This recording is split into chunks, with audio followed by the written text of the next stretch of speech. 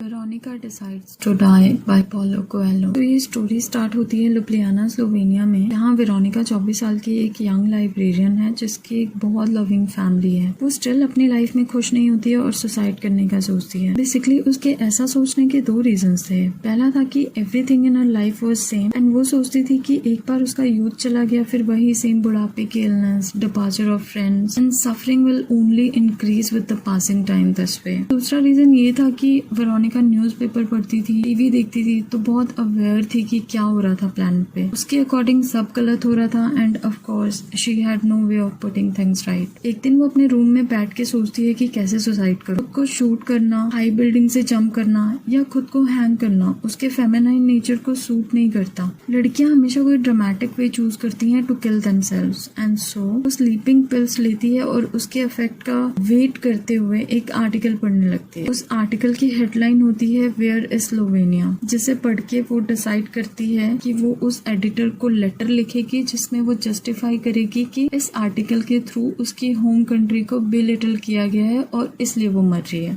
उसको अपनी थॉट पे हंसी भी आती है। इवेंचुअली उसका सुसाइड अटेम्प्ट यहाँ फेल हो जाता है, मतलब वो बच जाती है। जब उसकी आंख खुलती है तो वो विलेट में होती है। विलेट एक famous and much feared lunatic asylum है। वहाँ director of the hospital doctor Eiker उसे बोलते हैं कि तुमने अपना हार्ट बहुत बुरी तरह से डैमेज कर लिया है और अब तुम्हारे पास बस थोड़ा ही टाइम है जीने के लिए। पहले तो वो अपने सुसाइड अटेम्प्ट फेल होने पे बहुत डिसअपॉइंट होती है, but with the passing days वो लाइफ को फुल्ली एक्सपीरियंस करने लग जाती है। ऐसा उसने पहले कभी फील नहीं किया, बिकॉज अब उसके पास कुछ खोने के लिए नहीं है। अब उसके एक्शंस इंडिपेंडेंट हैं लोगों की expectations and opinions, because anyway क्या फर्क पड़ता है लोग क्या सोचते हैं, उसको थोड़े दिन में मरना ही है। विलेट में वेरोनिका बहुत टाइप के पेशेंट से मिलती है, जैसे जेटका वहाँ डिप्रेशन का ट्रीटमेंट करा रही थी। एक्चुअली उनका कोई फॉर्मर लवर था जिससे वो बहुत ज्यादा ऑब्सेस्ड थी और हमेशा प्लान करती रहती थी कि कैसे उसको मिलूं एंड ऑफ कोर्स वो अपने हस्बैंड को नहीं बताती थी ये चीजें, but no planning worked in the and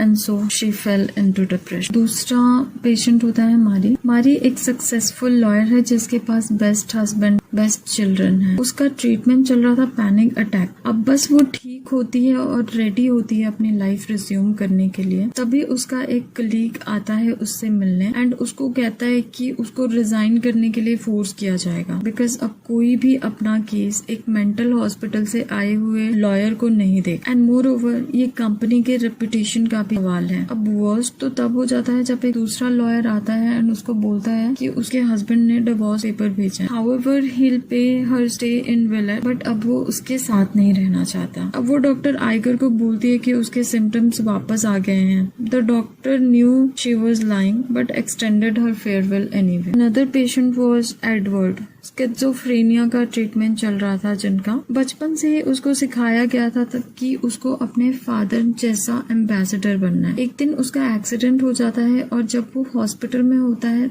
तो उसे नर्स एक बुक देती है जिसमें विजनरी के बारे में लिखा होता है, जो लोग चेंज लाए हैं दुनिया में। उसको पढ़ने के बाद now he wanted to follow his passion which is painting, but उसके पेरेंट्स डिसअप्रूव कर देते हैं। वो अपने पेरेंट्स को डिसअपॉइंट नहीं करना चाहता है एंड इसीलिए अपने ड्रीम को गिव अप कर देता है और इस बीमारी का शिकार हो जाता है। क्योंकि एडवर्ड खुद एक आर्टिस्ट था, इसीलिए पूरे विलेट में एक वही था जिसने रिकॉग्नाइज किया था कि वेरोनिका भी एक आर्टिस्ट है, पियानिस्ट। एडवर्ड और वेरोनिका साथ में टाइम स्पेंड करते हैं and Veronica fell for him. Now coming back to Veronica, यहाँ वो अपनी freedom enjoy कर रही है as insane people don't follow the rule. अब वो अपने feelings, relationships experience करती है and ultimately वो meaning of life discover कर लेती है। अब वो अपने एंगर, फियर, लोन, वीकनेस सब एक्सप्रेस करती है without being worried about being judged by others as she knows